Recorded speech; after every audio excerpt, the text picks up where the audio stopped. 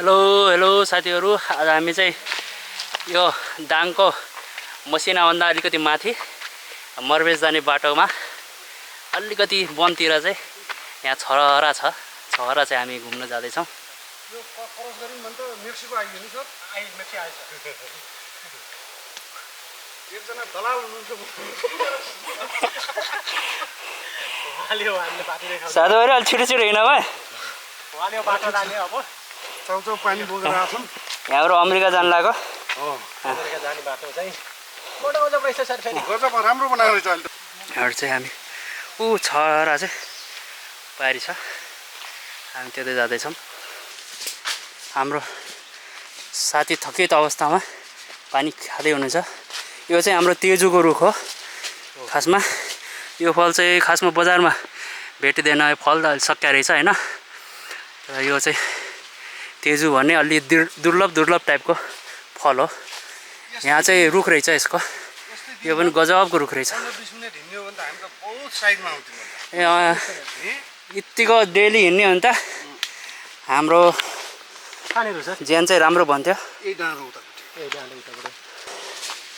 हैन हामी ठ्याक्कै चाहिँ कहाँ आइपुग्यौं? ए शिरमा आइपुग्यौं। हामी चाहिँ झरनाको शिरमा आइपुगेछौं। छहराको खासमा जानुपर्ने थियो तल। आइए छ माथि। हामीहरु चाहिँ खासमा त्यो पारीको बाटो चाहिँ आउनुपर्ने हो। हामी चाहिँ यता माथिबाट भएर आउँदाखेरि चाहिँ अब साथीहरु चाहिँ हामी यसरी यो वनको बाटो त्यो पनि खल्साखाल्सीबाट हिँडेर गइरहेछौं। एकदमै एडभेन्चरस बाटो भनौं हैन। रमाइलो पनि भइरहेछ। धेरै पछि यस्तो बाटोमा हिँड्न आइयो। खोल्सा हुँदै यहाँ है अब साथीहरु त्यहाँ उभिनु भएको छ। मेन हाम्रो झरना भन्ने ठाउँ चाहिँ त्यहाँ है। साथीहरु चाहिँ यहाँ आएर बसिसक्नु भएको छ। यति म चाहिँ यसरी गइरहेको छु। अब हेर्नुस् बाटो यस्तो छ। फेरि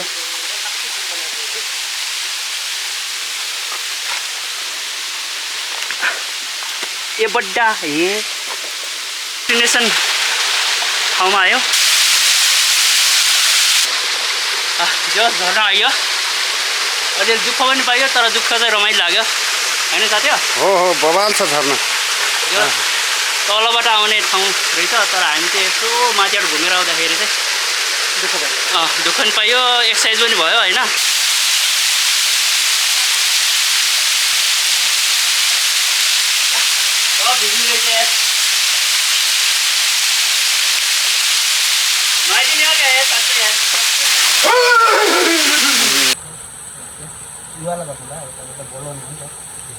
यहाँ त फेरि के भन्छ वनमा लाग्ने हुन्छन् नि। म भिडियोको काम पनि गर्छु, पानी सकाछु। ए हो अलि काट्नु पर्दा यहाँ तपाईँ खुट्टा लामो हुने ओछु भन्नलाई हैन। यो रिसोर्ट जुन तपाईले देखिरहनु भएको छ यो चाहिँ खासमा छरछरा रिसोर्ट नाम रहेछ हैन। छरछरा जाने बाटोमै एकदम राम्रो ठाउँमा रहेछ है। खुब मन पर्यो रिसोर्ट चाहिँ। अनि यो छेउछेउमा यो केराहरूको बोट पनि लगाएको रहेछ हैन। अनि यो जंगलको ठ्याक्कै छेउमा आएर बस्ने खाने चाहिँ दामी नै ठाउँ रहेछ।